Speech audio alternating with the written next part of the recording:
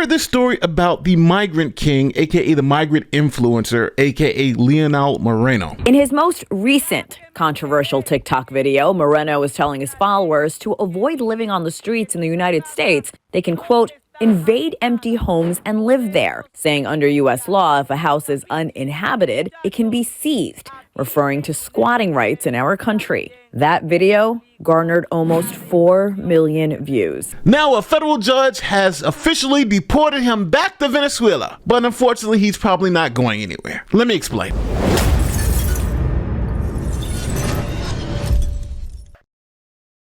So this is Lionel Moreno, 27-year-old from Venezuela, and he is a social media influencer who gained a whole bunch of attention on TikTok. Now, he started making so much money that he started boasting and showing how much money he was making off of TikTok, calling Americans lazy and stupid, and he was very happy to make it very clear he's living off the American government dime and making so much money on TikTok. Es que yo facture más que ustedes sin necesidad de andar como esclavos. ¿Capichi? Esa es la diferencia tuya y mía. Que yo siempre voy a hacer dinero sin mucho trabajo. Okay, so before we get to what's going on now with him flossing and holding guns and all this other stuff, let me tell you how Moreno got to the United States. See, on April 23rd, 2022, Moreno entered the United States illegally through the southern border in Eagle Pass, Texas. Now, after crossing to the United States, Moreno and his wife went into Canada. Now, when Moreno and his family got to Canada, Canada didn't provide them with hotels or asylum support like they do in places like New York, where they give you credit cards and free hotel stays. Here's something we followed a lot. Cash grab for migrants. New York City officials dramatically expanding a controversial program which would give another round of prepaid debit cards to 7,300 migrants over the next 6 months, costing the city upwards of $2.6 million. Now, the program previously gave these cards to 3,000 migrants. Yeah, so Moreno's like, Canada is not looking out for us like they are in the U.S. Hell, they've just given out money down there. So he brought his family to the United States from Canada. Imagine that. Canada wasn't good enough for Moreno. He wanted to get back to the US of A. So Moreno and his wife came back.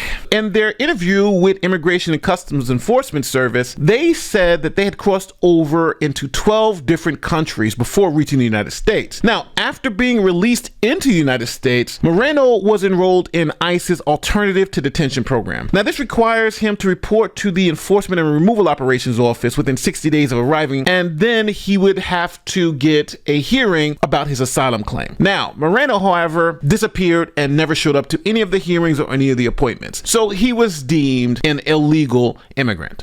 Now, Moreno's time here in the United States didn't start off as rosy as you may think. He actually had a really tough time. For instance, his newly born daughter had a birthday in June of 2022. And here is a TikTok video of them celebrating a birthday, but then you see he's holding up a cardboard sign asking for people to help him and his family. So now, while struggling here in the United States, Moreno had a fabulous idea. He could open up a camera and start talking about his experiences as a migrant, coming across the border, how he's surviving, and that may help other migrants be able to navigate the system.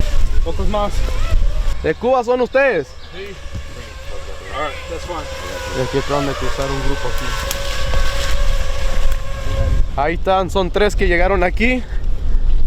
Gracias a Dios, mira, ahí está la Guardia Nacional. The quick format of the videos where you're able to watch a TikTok in 10 seconds and then watch another one is really convenient for immigrants, especially if you're on the move, you're going through Mexico or through Central America, you don't have access to a television. So what do? You go on your phone, you watch a 10-second, 15-second TikTok, you learn about the news, and then you keep on moving. Now, Moreno gained a huge following on TikTok and Instagram and encouraged migrants to start doing some crazy things, like invade people's homes. He said that you can squat in abandoned homes and take them over. You don't have to live on the streets, and it's America. So Americans are too stupid to do anything about it. An influencer on TikTok appears to be trying to put others on game on how to take over U.S. homes and use squatters' rights. Lionel Moreno Moreno, who appears to be a Venezuelan migrant, posted a video to the platform telling followers in Spanish, if a house is not inhabited, no one's living there, we can seize it.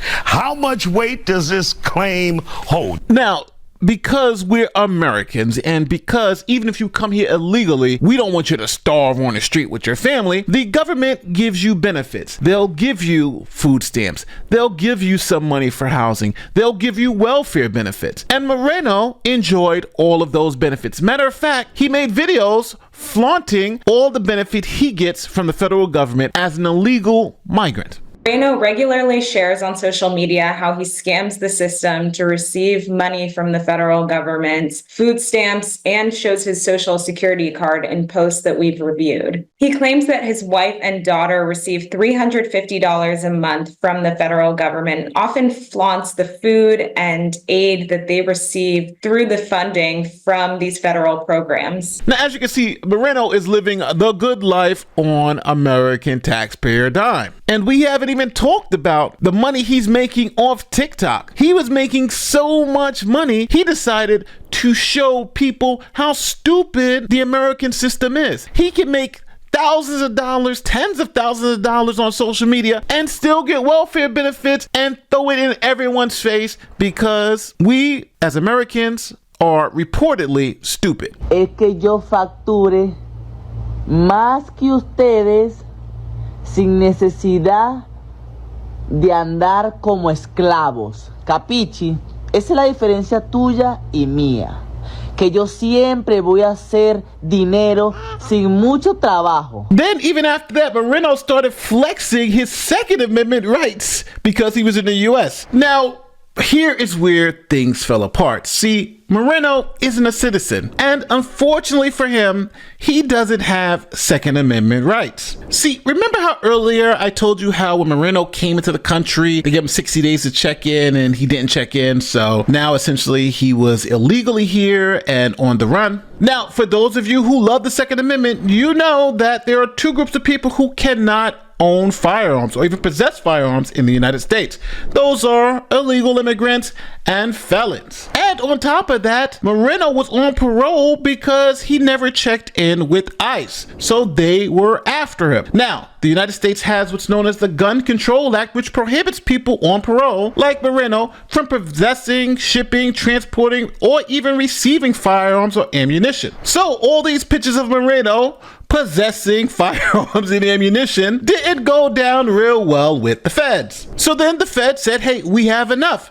We are going to deport Moreno back to his home country of Venezuela. Then Moreno, knowing the feds were looking for him, went on TikTok to plead his case, to beg for mercy. Estoy en peligro de muerte en United States.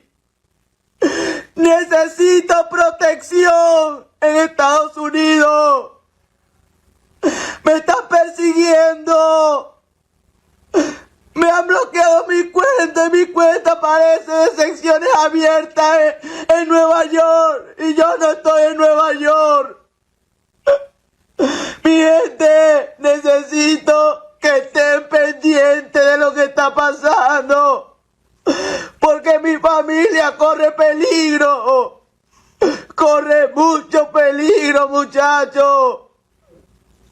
Me borraron la cuenta de TikTok y la otra también. He recibido muchas amenazas de gente poderosa, muchachos. Muchachos, ayuda, por favor. Mi familia está en peligro. Muchachos, por favor, ayúdenme. Es increíble, muchachos, pero sí. Hay gente detrás buscándome. Y quiere hacerme daño. Y a mi familia.